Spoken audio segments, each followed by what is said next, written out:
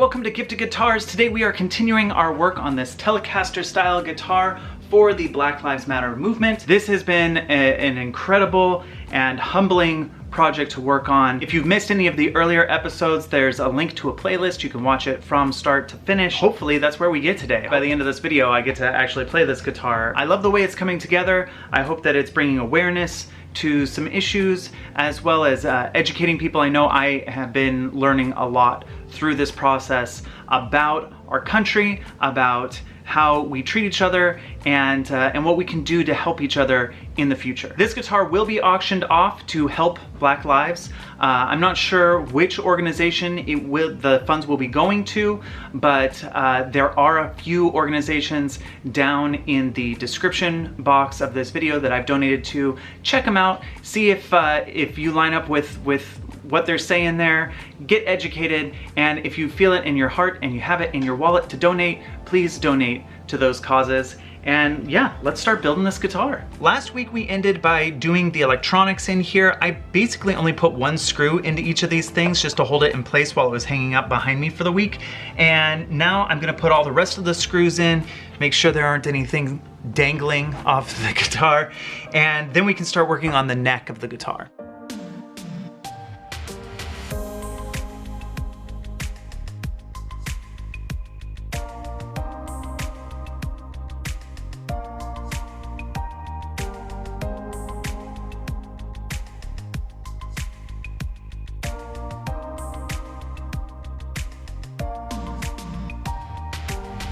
So in all the guitars that I've built so far, I do all my fret work and I straighten the neck and do all that stuff, and then I oil the fretboard. But this time, I think I'm gonna oil the fretboard first. And the reason I'm doing that is the last few guitars that I've done, I put tape on the fretboard, and then when I pulled the tape up, it kind of pulled the wood out, like some of the wood grain came out. So this time I'm gonna oil and condition the wood first, and I think what that'll do is it'll make it not as dry, so I don't think it'll splinter as easy, and it also won't give the tape much to hold on to. If it has some oil in it, I feel like the tape's gonna come off easier without damaging the guitar. So I'm gonna oil it, tape it, fretwork it, in that order. I feel like I should mention that oiling the fretboard is one of my favorite parts of the guitar build. It brings out the grain, it makes the guitar look more beautiful, it's easy to do. Yeah, I don't know, I just enjoy it. And I think that's why I save it for last typically, is it's like this easy thing that after all the hard work of doing the frets, it just makes the guitar shine and look professional. But I'm gonna do it first this time.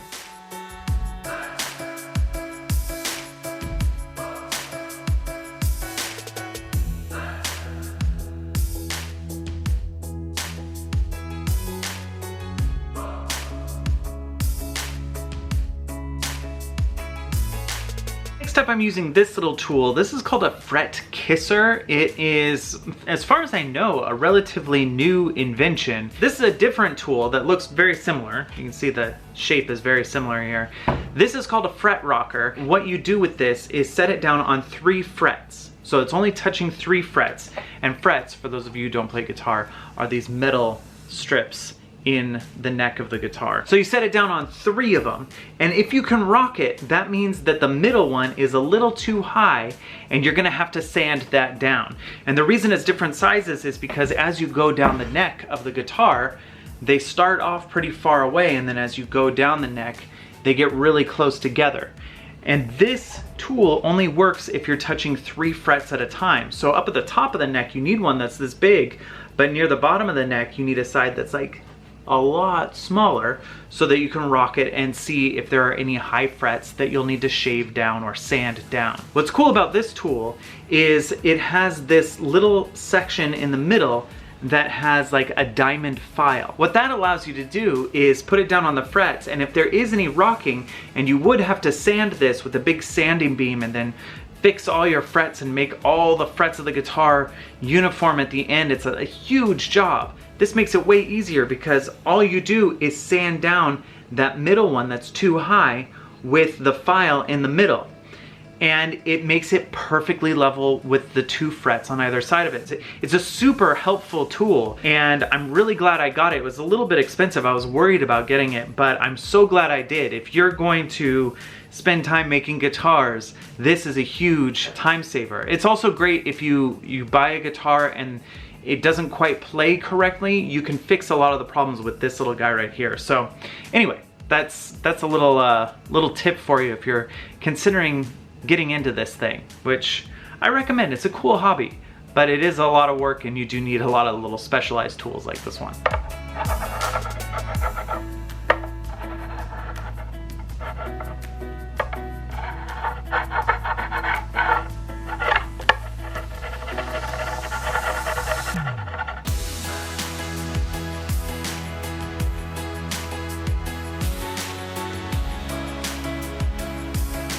I've gotten all of the frets nice and level, so I don't think there are any that are sticking up this way at all. But there are a couple other things I look for in frets. The first is if you run your fingers down the side like this, if any of them feel sharp on the edge, that's called fret sprout. And that is because metal stays the same depending on what temperature it is. It doesn't expand too much, but wood, depending on moisture and temperature, tends to expand or contract. And what can happen is when they install this piece of wire into the wood might be more swollen than it is by the time it gets to me. It might have dried out, it might have changed with temperature, and what ends up happening is you get these sharp bits of the wire sticking out that weren't there when they manufactured the guitar.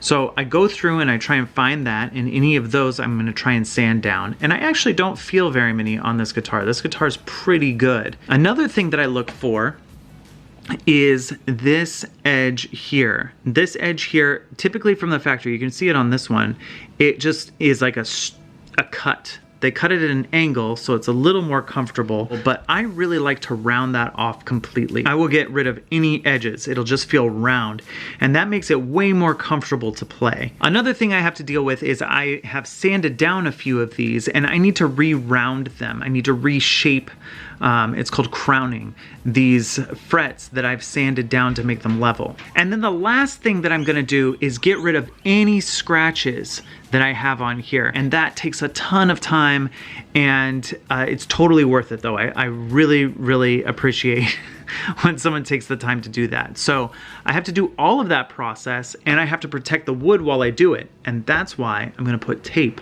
all over this thing right now.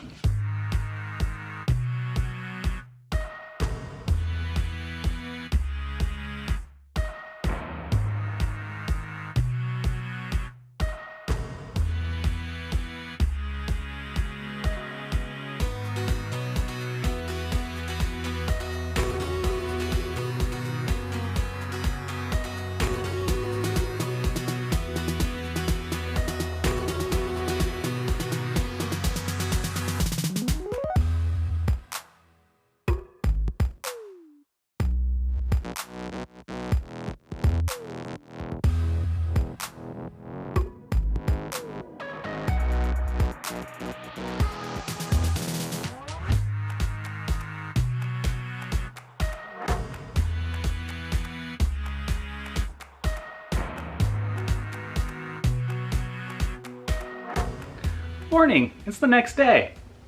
So I did a lot of work on the fretboard last night, and it was very repetitious, so I didn't record all of it, but I did want to kind of go over what I had done. First off, I want you to see how shiny these frets are. Those are some shiny frets. I got it that way by using a combination of things. I put so much extra work into this guitar. This guitar means more to me than a lot of the other guitars that I've worked on. It's important to me that it feels good, that it plays well, that whoever gets this guitar is really, really happy with it.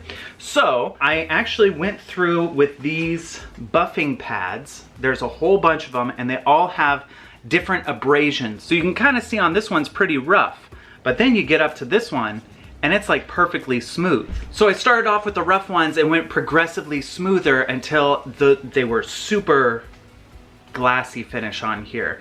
And then I kind of mixed that up with these guys here. These are called fret erasers. They're supposed to make it a little easier to do this. They go a little quicker, But what I found is these are good if your guitar's already kind of there and then you use these. So I used them together to really get them to shine. The next step is to install the tuning pegs up here at the headstock of the guitar. But before we do that, I need to take care of something. I'll be right back.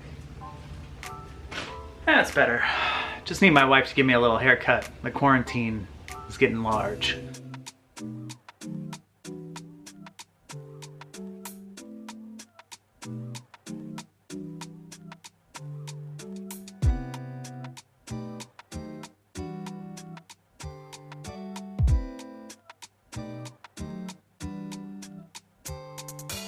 I think it's finally time to put some strings on here.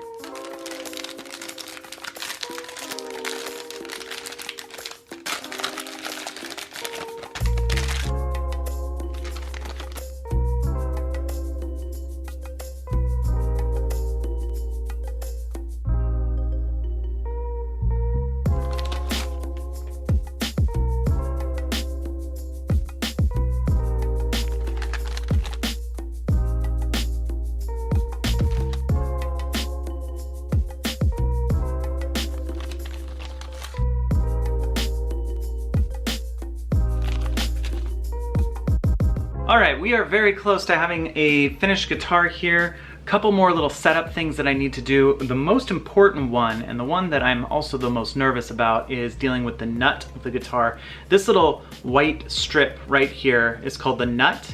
It's made of a really hard plastic. Some guitars is made from bone. Other guitars is made from like brass or other material. This one's plastic. And this is what all the strings rest on at the top. It's basically the cutoff to where the strings vibrate. So when you pluck a string, it vibrates from here all the way down to the end of the guitar, back at this point right here, which is called the bridge. So those are your vocabulary terms. What's happening right now is that the nut is a little too tall. So the string is too far away from the neck of the guitar. And what can happen there is when you press the string down to make a note, the string has to bend a lot. You see that angle that it's making? See how far it has to bend? So what that'll do is actually take the guitar out of tune whenever you press down on the strings, which you don't want. You want the guitar to be in tune. So what we have to do is file down these slots so that the strings are sitting closer to the neck of the guitar. The thing I'm nervous about is if I take too much material off of here, I can't put the material back on. To do this, I'm gonna use a few different tools. I'm gonna use a capo, and this is used when you're playing guitar. You can put it on to one of the frets here, like this. And it basically cuts the guitar off at this point, and now the strings can only vibrate from here up. And there's a bunch of different reasons you would have for doing that, but for this, we're just using it to press the strings down against this fret here so that we can see what the distance is from the string to this fret here. And that's really what we're focusing on while we're filing this. I'm also gonna use a feeler gauge, so I put this in here, and if I can move this at all when that's in there, that means I've got some filing to do up here. And then I also have 6 different sized files, one for each of the string gauges. So I'm going to take this string out of its slot, and I'm going to angle this just a little bit towards the tuning peg and start taking out material and checking it. Still got a ways to go.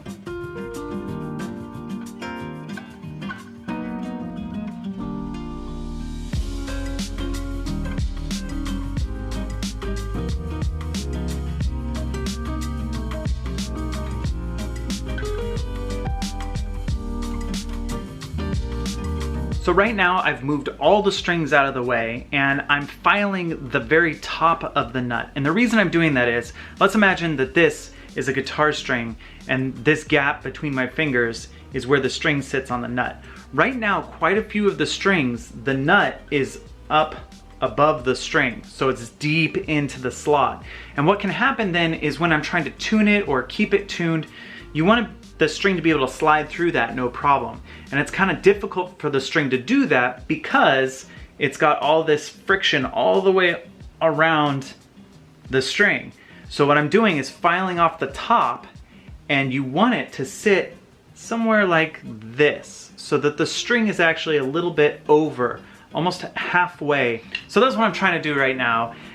This whole process takes a lot of finesse, it takes a lot of patience, and so I'm trying to do it as slowly as I can, but like everything in me wants to just be like, all right, I'm gonna file it down and be done, and then I get to play it. But I'm trying to take my time. I want this guitar to work very well, so yes, nice and slow, easy does it.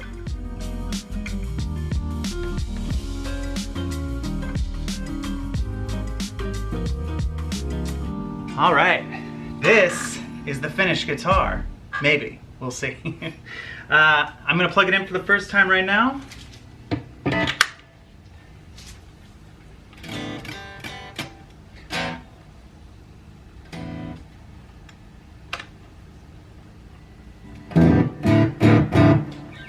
I'm hearing sound, that's a good sign.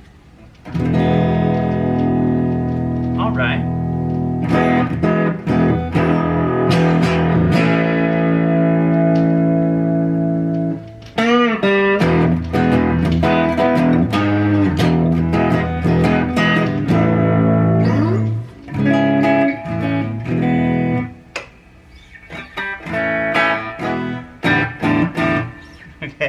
So that, the bridge pickup on a Tele is typically pretty quacky.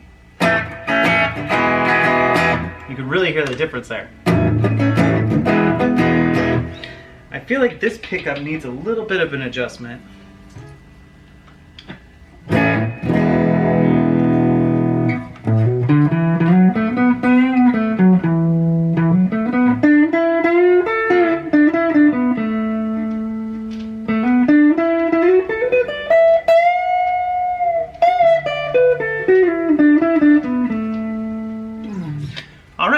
That sounds a lot better. And then I think this one also might do with a little bit more of an adjustment as well. Basically what I'm doing here is I'm adjusting these screws here and then these 3 screws here, and they can lift the pickup, which is the microphone portion of this guitar. This guitar has 2 of those, one right here and one right here, and I can raise it closer to the strings or pull it further away from the strings.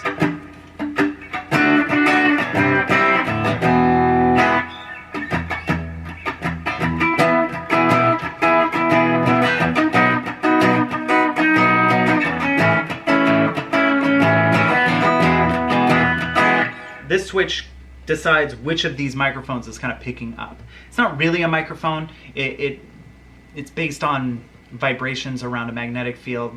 It's complicated stuff, but you can look at them like they're microphones. So there's one here and one here. So if you're picking up the vibrations of the strings up here versus back here, you're gonna get a different tone. So I'm just gonna play like a little bit here.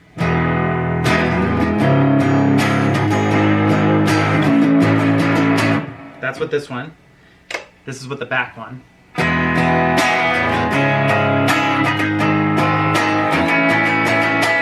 And this is with both of them.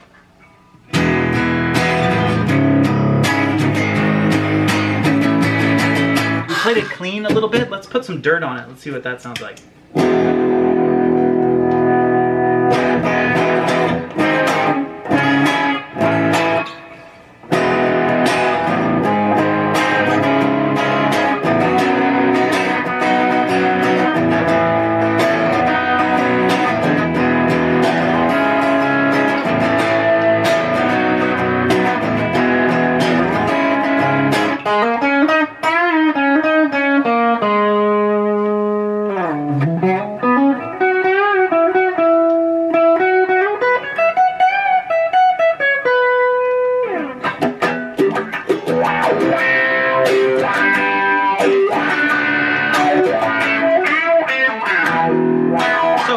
Here's my impression of this guitar. I love it. This is probably one of my favorite guitars that I've built. I think between this one and the one I built for Colleen, it is the best feeling guitar in terms of feeling the neck of the guitar and the frets. It's extremely comfortable to play. It feels really nice. It's not too heavy. I took a bunch of material out in this area here, so it's almost like, it's not like a chambered guitar, but it is lighter than your average guitar. I love the way it looks. I love what it stands for. I love that this is on the back. I always forget that this is on the back, and then I pick up the guitar and I go, oh yeah, wow, this guitar has meaning behind it. It stands for something important, something we shouldn't forget. Possibly my all-time favorite guitar that I've built. The frets feel amazing. I spent a lot of time polishing the frets, getting the ends rounded. It's really comfortable to play. The neck is a little bit thicker than my my more modern guitars, and I kind of like that. It's more of it's not a fully traditional like baseball bat feeling neck, but it does have something you can hold on to, which is really comfortable to play. I love the satin finish on the back here. This is the first time I've really used that on a guitar, and it just feels so good. It looks sleek, but like you can really play this guitar without sticking to it, which is a problem that you have with the high gloss necks. It's staying in tune really nicely. It just the electronics don't crackle or pop or buzz. This is just like, I'm really proud of this guitar. I really hope that it finds a really good home, and I really hope that it does what it's meant to do, which is to inspire people to get involved and stand up for justice. So it's not completely finished yet. I still need to put on the strap buttons, but once the strap buttons are on, we'll take a look at this being complete, and yeah, this is a guitar. It's a good guitar.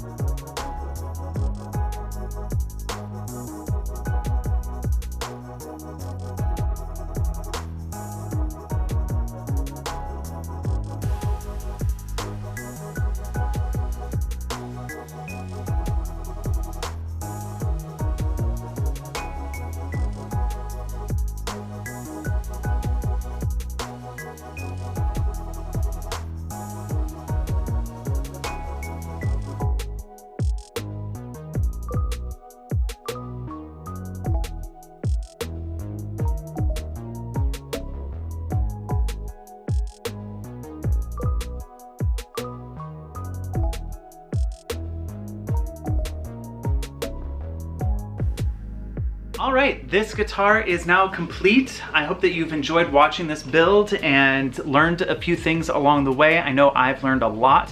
This guitar will be up for auction along with these other two and one more guitar very soon. My goal is to set up a place where you can bid on all 4 of these guitars in one place at one time, and through that we will be raising money for COVID relief for these 2 guitars and the next guitar that I'm gonna build, as well as for police brutality with this guitar. This has been a very humbling, wonderful experience working on this guitar and learning about what other people are going through right now. And I want to thank you guys for your comments, for your support, for everything. I hope that you've enjoyed this particular series, and we're working on a new guitar for a new cause next week, so be sure to tune in for that. If you like what you're seeing here, go ahead and hit subscribe. Thanks again for watching, and we will see you next time.